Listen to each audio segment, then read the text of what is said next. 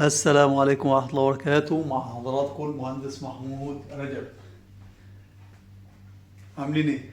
ان شاء الله هنبدأ النهاردة او السلسلة اللي جاية دي كلها كورس تنفيذ شبكات ري اللاندسكيب. هنبدأ في الاول في تنفيذ الشبكات وازاي تبدأ مهندس موقع وازاي تخلص ورقك كمهندس موقع، وازاي بقى تاخد خبرتك كإنشاءات شبكات الري وبعد كده كإنشاءات الزراعة ان شاء الله. بعد كده نخش في الصيانة ان شاء الله. عشان ما نطولش الفيديوهات بتاعتنا هنعمل 3 فيديوهات مسجلة وبعد كده هنعمل بث مباشر اللي بحيث ان احنا نعلق او نقعد نتكلم على التفصيلات والاسئلة اللي تاهت عنكم.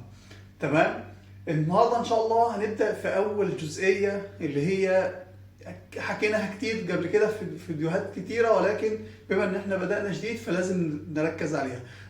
السؤال اللي دايما انا المهندس طلعت من كلية زراعة ومن كلية هندسة زراعية وعايز انزل الموقع، انزل ازاي؟ او ايه الادوات او ايه الاسلحة اللي تخليني انزل معايا داتا تخليني اكون مهندس موقع شاطر ومحترف. اول حاجة عشان نخش في الموضوع على طول انك تكون عندك داتا بكل انواع الحاجه اللي انت هتشتغل عليها. بمعنى انا نزلت النهارده الموقع، تمام. ايه اللي مطالب مني ان انا اعمله قبل ما اخش الموقع؟ ان انت تكون شاطر شويه في برامج الاوفيس وبرامج التصميم. مش محترف، شاطر بس انت تعرف تعمل حصر الكميات عندك على الاوتوكاد وكمان برامج الاوفيس، وطبعا الايميلات وكيف تتعامل مع الايميلات حتى يكون عندك اسس صغيره فيها، وان شاء الله هنبدا نتكلم فيها مره تانية في فيديو جديد ازاي اسس نفسي قبل ما اخش الموقع. طيب النهارده كلمت مهندس وعملت معاه مقابله وقال لي خلاص يا باشمهندس انت حديث تخرج وهتنزل معاه الموقع بمرتب كذا، فمن بكره انزل استلم المشروع. طيب انت بقى هتنزل تستلم المشروع، ايه اللي انا مطالب ان انا اعمله اول ما انزل استلم مشروع تنفيذ شبكات ري؟ ايه اللي انا اول حاجه هركز عليها؟ اول حاجه خريطه الموقع. لازم تاخد بالك من خريطة الموقع اللي انت هتشتغل فيها شبكة الري عشان تعرف ده ايه اللي عليك وايه اللي مش عليك، يعني ايه اللي هتنفذ، ايه اللي السكوب بتاعك ايه في السايت اللي انت شغال عليه. تمام كده. فالخريطة بتاع الموقع، تمام، سواء كاد او هتاخدها ورقية، لازم يكون عندك الخريطة على الموقع، ويفضل كمان تكون معاك PDF وتكون معاك اوتوكاد على الموبايل بحيث اي تفاصيل تخش خريطة الموقع العامة تكون معاك ليها خريطة الموقع العامة. بعد كده الجزء اللي منصوص عليه الشغل، بمعنى الزونة اللي انت هتشتغل فيها. هيفضل المهندس هيقول لك انت هتخش تشتغل في الزونة دي. اول ما تاخد بقى الزون اللي انت هتشتغل عليه بتبدأ تدور على ايه الحاجات اللي مطالبة منك كمهندس هتنزل الموقع. فانا النهاردة استلمت زونة، اول حاجة لازم اعرفها في الزونة اللي انا هشتغل عليها. اول حاجة عدد المحابس. 2 عدد انواع المحابس. تمام. يبقى اعرف عدد المحابس اللي موجوده عندي 100 محبس، انواعه ايه، رش ولا تنجيط، بوصه وانش ولا بوصه ولا 2 بوصه ولا بوصه ونص ولا 3 بوصه. يبقى اعرف عدد المحابس، انواع المحابس. بعد كده الحاجه المهمه اللي انا لازم اعرفها وتكون عندي داتا في خلال اول اسبوع، اولا ثالث حاجه الخامات المعتمده. انا نزلت المشروع، انا عرفت عندي عدد محابس. طب المحابس دي ريمبيرد ولا هانتر؟ ده بالنسبه للكنترول او محابس الكهرباء. طيب المحابس اليدوي ايه اللي موجود معاك وايه اللي انت معتمد عندك في المشروع؟ هل انت بتشتغل ليزيه، بتشتغل كومر، بتشتغل منتج محلي، بتشتغل منتج مستورد، اي ايطالي، ايا كان اللي انت هتشتغل عليه لازم تعرف الخامات المعتمده عندك. المواسير اللي هتشتغل مصر النور، مصر دبي، مصر الحجاز، دبي بلاست، ايا كان نوع المواسير انت معتمد عليها. طبعا ده الكلام ده لو PVC. طب لو مواسير تاني ال HDP او ايا كان، فانت معتمد ان انت تعرف الخامات المعتمده اللي انت هتشتغل عليها. كل الخامات، سوادر، رشاشات، اكواع، خراطيم، كل حاجه تبدا ان انت تشتغل عليها، ان انت تعرف الخامه المعتمده اللي موجوده عندك عشان ما تركبش خامه غير معتمده. فانت عرفت الداتا دلوقتي اللي انت موجوده عندك في الزونه دي. يبقى الزونه دي فيها مثلا 100 رشاش، ال 100 رشاش ده متوزع ل 50 رشاش مثلا 2 انش، 25 رشاش 1.5، 20 رشاش 2 بوصه، 3 رشاشات 3 بوصه مثلا يعني. فبالتالي انت عرفت الزونه فيها كام محبس والخامات المعتمده في المحبس. تاني حاجه، انت كمهندس بقى تعرف ما تم انجازه قبل انت ما تيجي، ما تم انجازه قبل انت ما تيجي. يعني انت قبل ما تيجي الزونه دي ايه اللي حصل فيها ووصلنا لحد فين. فانا هستلم الزونه دي، هل هي 100%، 20%، 30%، المين لاين ركب ولا ما ركبش، الارتر ركب ولا ما ركبش. فانت هتبدا تشتغل على اللي تم انجازه عشان تبدا تقدم تقرير انا استلمت المشروع النهارده بنسبه في الزونه دي بنسبه 30%. فانت لما تعمل ما تم انجازه هيديك اللي باقي ليك عشان تعرف تجدول نفسك عليه. من الحاجات المهمه ليك بقى كمهندس تنفيذي نازل المشروع، ان انت كمان تعمل حاجه مهمه جدا، وهي انك تعرف المجاول او العماله اللي موجوده معاك. هل عماله مجاول ولا عماله موجوده في الشركه، المعدات اللي موجوده. الحاجات دي لازم يكون عندك فيها تفاصيل. حضور اليوميات مين المسؤول عنه، والاجازات مين اللي مسؤول عنها، واليوميات الاضافي او الخصم مين المسؤول عنه. انت كمهندس موقع دي حاجات انت ملتزم بيها ان انت تدي تقارير بيها من ضمنها، لان دي عليها هتبنى جدول او الريبورت التقرير اللي انت هتقدمه بعد فتره او بعد اسبوع او بعد 2 على الشغل اللي انت انجزته. فبالتالي تبدا بقى تخش في الحاجات المهمه. قبل احنا دلوقتي لسه ما اشتغلناش، احنا كل ده بتشطب ورقياتك اللي انت هتبدا بها المشروع عشان تبدا الصح كويس هشتغل ازاي.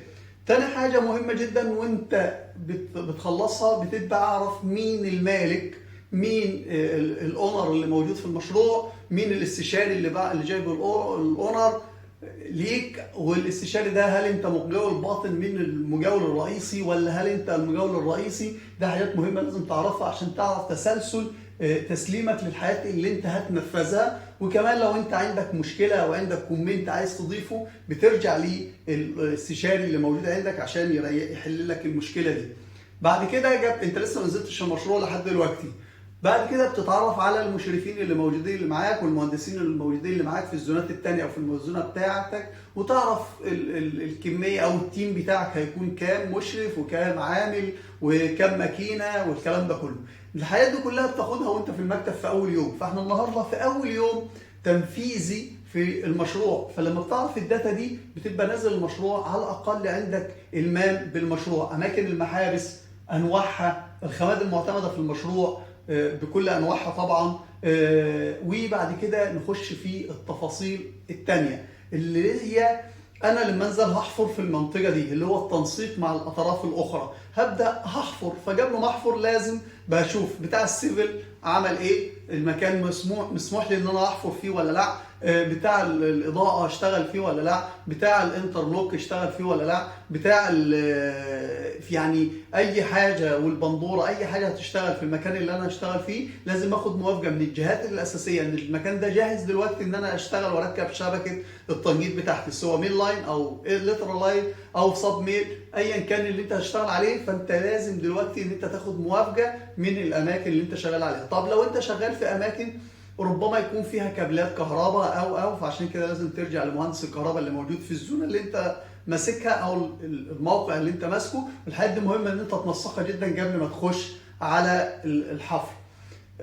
ليه؟ لان انت اول حاجه تحفر ان انت هتشيك على المكان. انت خلاص هتحفر والدنيا تمام، بتبدا في حاجتين، بتبدا تجيب مهندس المساحه يوقع عليك النقط اللي هي الاكواع والتهات والخط، مسار خط الميل لاين او السب ميل او حتى مسار المحابس اللي موجوده او حتى لو لترا. وفي منطقه ثانيه ان انت بتبدا تشتغل على شيب دروينج طبعا دي هنخش فيها بالتفاصيل، ازاي اشتغل في محبس فرعيات وازاي اشتغل في مين لاين بعد كده. ولكن النهارده انت بقى عندك داتا للمشروع، بقى عندك تقرير ايه اللي تم انجازه عشان تستلمه من المشروع قبل كده الفتره اللي قبليك، وبعد كده تبدا تخش تضيف يا جماعه انا لما اخلص الشغل مين اللي هيستلم مني الشغل في المكتب عندي. هل بعد ما اخلص مثلا الزونه دي انا عندي فيها 5 محابس، هكلم المكتب الفني عشان يعمل لي عرفاي يقدموا او مستخلص او انسبكشن عشان ابدا ان انا ابدا الاستشاري يجي يستلم مني المشروع. والحاجات المهمه جدا هي خطوات التسليم اصلا. انا هستلم ازاي؟ يعني هل هستلم هيستلم مني الشبكه كلها شغاله، ولا يستلم مني الحفر الاول وبعد كده يستلم مني التركيب وبعد كده يستلم مني الضغط وبعد كده يستلم مني الردم الرمله الناعمه فوق الخط الرئيسي مثلا، وبعد كده يستلم مني الردم النهائي ويستلم مني الليازر اللي طالعه للمحابس. هل كل ده هيستلمه مره واحده ولا هيستلم كل شيء بعرفاي لوحده او اي ار لوحده او مستخلص لوحده ايا كان المسميات المدرجه عندك في الموقع؟ فهل طلب الاستلام او طلب ان يجي يشيك على الشغل هل هعمله على كل بند، ولا اركب المحبس واركب الرشاشات واركب وبعد كده يجي يستلم؟ فالحاجات دي كلها لازم تكون ملموم بيها قبل ما تخش الموقع. تمام.